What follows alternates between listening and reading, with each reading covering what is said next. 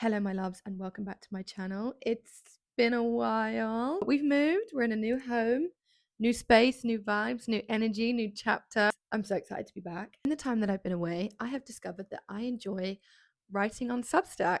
I had no idea that I was an essayist, but it has become a burning passion and something I think about all the time. I always thought I was just a video person, a content person.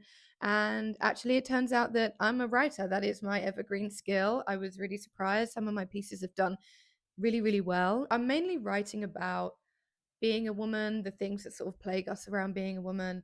And I want to read a piece today that I have written.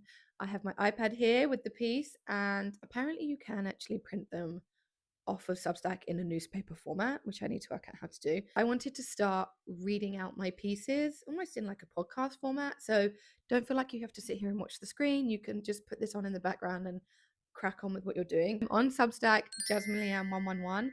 My Substack is actually called So I Don't Really Have the Answer, because I realize it's something that I say in almost every single one of my pieces, which is I don't have the answer to what I'm talking about. And that's why I'm talking about it, because it's like, always nuanced and life is in the gray areas, and that's something that I think maybe in this modern day world we've forgotten to live by. Life exists in the gray areas and we often don't have the answer, and the answer is also different for every single person. We have got in this sort of ferocious state of what about me-ism, like what about ism, yeah, well, what about me, yeah, well, my circumstances aren't the same as yours, Julie, so the answer is going to be different. Anyway, all that being said, the first piece I would like to read to you is called I Hate My Boobs and That Shall Not Change. I would just like to preface before I read on, I do talk about having an eating disorder, and I wanted to give you a bit of warning in case that is something that is difficult for you. I'm going to be looking down because obviously I have my iPad, so don't expect this to be eye contact heavy because it shan't be. I really fucking hope this microphone is working. I wonder, is this gonna work? I don't know. We're doing it. Everybody's saying we should bring whimsy back, so let's go for it. I grew my boobs early, like really early. I have a vivid memory of being in primary school and wearing my first bra, a sort of cotton crop top, and it had ridden up. A classmate of mine was laughing at me because they could see it under my school shirt. I think that was probably the first time I had ever covered my boobs to hide, and I don't think I've ever stopped hiding since. The first thing people respond with when I say I hate my boobs is, people pay good money to have big boobs, you know. And to be honest, I really want to scream in their face or just slap them really fucking hard. Yeah, well, I didn't pay for them, Susan, and I didn't want them. I can't remember a life without this barrier, and it is a barrier. It is the elephant of every room I'm in, and I cannot outchase it. No amount of self-love or body neutrality will change how I feel about them. I hate having big boobs with every cell of my being. Visibly invisible. Getting boobs early in secondary school cursed me to no man's land. I was both extremely visible and invisible at the same time. The boys in my high school obsessively talked about them, stared at them. They aimed for a grope at house parties whilst everyone was extremely drunk, and I was not. I grew up with older siblings in an alcohol-friendly house, so by the time I was 15, there was no novelty to be had around drinking. I also don't enjoy the feeling of being drunk. But a grope was all they were aiming for, as I was also chubby and therefore deemed unattractive by 99.9% of my school year. No one had any interest in dating me or having a crush on me, yet I was always the first one aimed for physical attention once the Smirnoff Ices were flowing.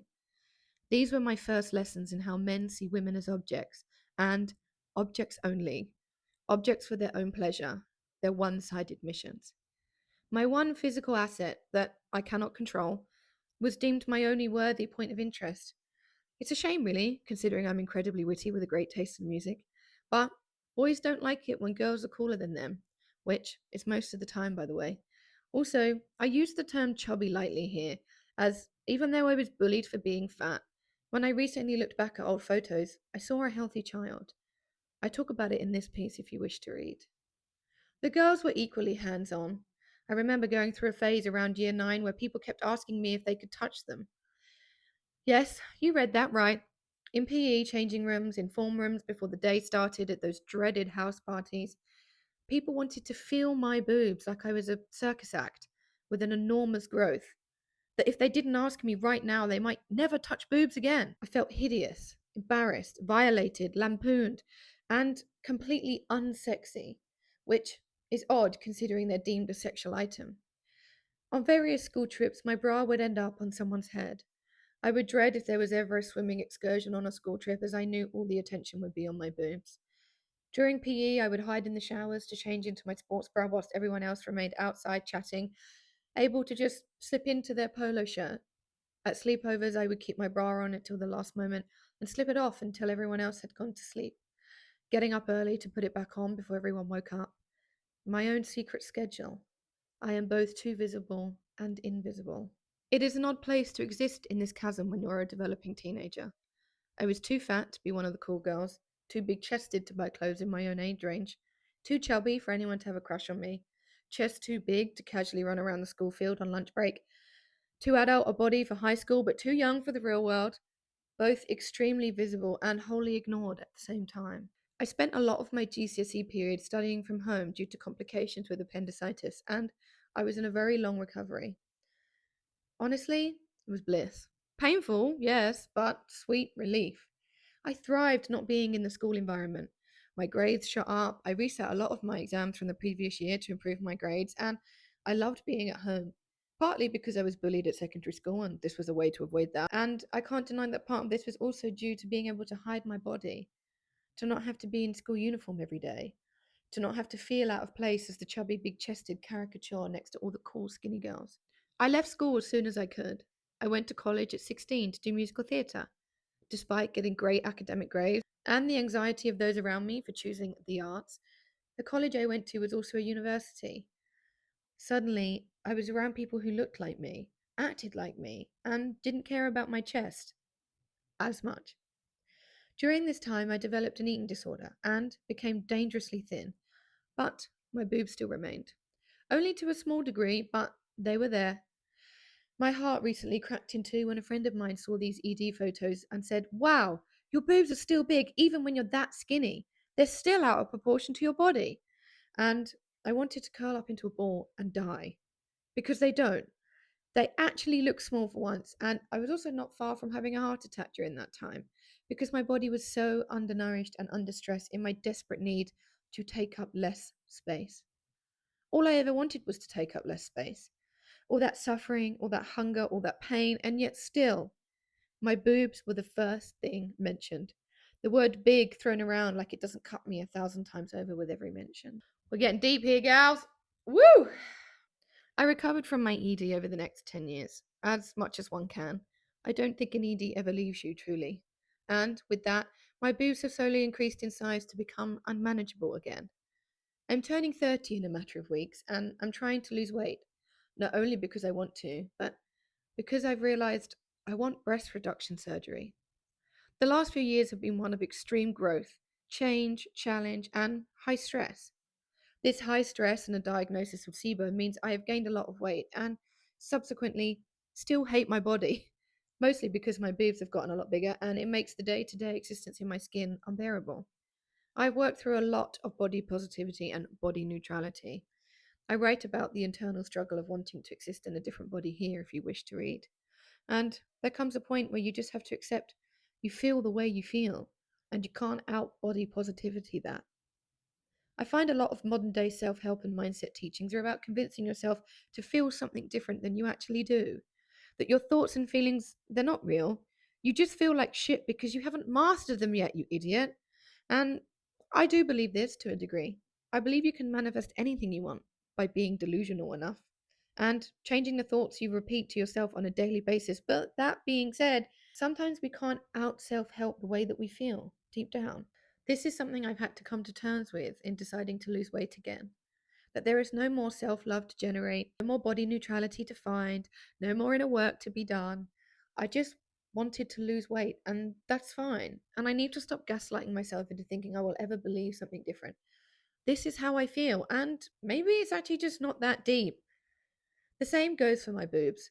No amount of inner self healing, self love, stepping into my feminine, my divine, is going to outdo how I feel about them and what my lived experience is moving through the world day to day. It's fucking hard work. Bras are expensive and I have to get fitted every time. Do I have double boob going on in this outfit? This shirt doesn't fit and the button is stretched. This is now 3 sizes too big, but at least it fits my chest. Now I look like a tent from the side, or like I'm hiding a forbidden pregnancy. Stop glancing at my boobs. I can see you. This is too low cut and now I look over sexual. Actually, it's not sexual. I just have boobs. Stop fucking staring at my boobs, Michael. I'm trying to talk to you about the meeting tomorrow. Oh, these pajamas are cute. Wait, my boobs are sagging too low for the cute PJ vest top. These PJs would look better if my boobs were up here. Burn the bra, peek the nipple. Actually, no, I can't do that. Let's go for a run, but oh god, the effort to strap them down into 2 sports bra. My neck aches. Why? Have I slept funny? Oh yeah, it's my bra pulling on my shoulders. Seriously, please stop staring at them. Your boobs are massive. Yes, I know, babes. Thanks for mentioning it. Oh, baby, what's that red marks on your skin? Don't worry, darling. It's just where I've had my bra on all day. It looks like it hurts. It does, my love. It does. And so I hate my boobs, and I always will. On the other side of 30, I will get a breast reduction and feel the freedom that awaits me. To meet who I can be when I don't have a barrier between me and the world. When I don't have something keeping me low to the ground, heavy, static, and frigid. When I can jump and dance to my favourite song. To dance, to dance, to dance. And to feel free. To finally feel free. Okay, I hope you enjoyed that. It's the first time I've done something like this. I hope you enjoyed it. Such a different experience reading it out loud. This is something that you also experience or you have comments on, or if you've had the surgery and you're on the other side, please comment. Please let me know. I would love to hear. I would love to know. I have no money for the operation. I don't know where I'm getting it done, by who, or when, but I know I'm doing it and I've made that decision emotionally. I want to lose the weight before I have the surgery because I don't want to have the surgery, be bedbound for however long, then have to go through a massive body change and then they're going to change again. I want to get myself back to like a really good health and fitness. And then when I have them done and I look in the mirror, I'm actually the version of myself that I want to be and that I'm in proportion to who I want to be. And I posted this on TikTok that there's always two versions of you that exist. There's the version of you in your head, and then there's a version of you physically. Like when you put on an outfit, you just think, oh god, this would just look so much better if I just had smaller boobs, if my boobs weren't in the way. And it's something that kind of plagues you constantly. You feel like you're living a double life, like the one that you want to and then the one that you are. And so I don't want to have the surgery and then look at myself and be like, great, well now I have really small boobs but I'm still fat. And I don't want that dichotomy. Like, and also then when I have the surgery, there's like less to take off because I would have lost weight and my boobs would have gone down. So I feel like that might also help in a way. So still a long way to go, but I think the biggest part was just deciding mentally that I was going to do it. Like I always said, yeah, well, once I get to 30, if I'm still in this way, then I'll have it done. And then all of a sudden I'm turning 30 in a couple of weeks. And I'm like, shit, it's here. Like I have to make this decision. And I'm not like 25 anymore. You know, my hormones are changing, my life is changing, and I just feel like I want to move into my 30s being who I want to be. And actually that, to do that, you'll need to be online. Oh, thank you, Siri. I think, you know, that's something different for everyone. Some people like to get their nose done, some people get their breasts made bigger, you know. Everyone's getting filler and Botox and all these sorts of things. This is just my thing, and that's okay. And that I realized that I just needed to accept that, and that there's no more. It wasn't like a self-love or a mental problem. It's just it's just the way I fucking feel, and that's fine. That is actually fine. Like that's just okay. It's not that deep, you know. But yeah. So thanks for listening. Thanks for watching. If you enjoyed this, please feel free to subscribe. I do want to continue reading out a lot more of my Substack pieces. I post a lot on TikTok at the moment. If you want to go and watch over there. Of course, if you want to read my Substack, I release a Sunday newspaper called the Sunday Dispatch. It's very quick, easy read, and it's just like books that I'm reading, things that I see, things I enjoy in London, videos that are really cool that I found online, food that I've eaten, just like a nice, positive end of the week thing of stuff that I like. And of course, then I release my longer pieces as well. As and when I feel like writing them, there's no cadence to them. And yeah, I hope you're all well. And I think that's it. Okay, love you. Bye.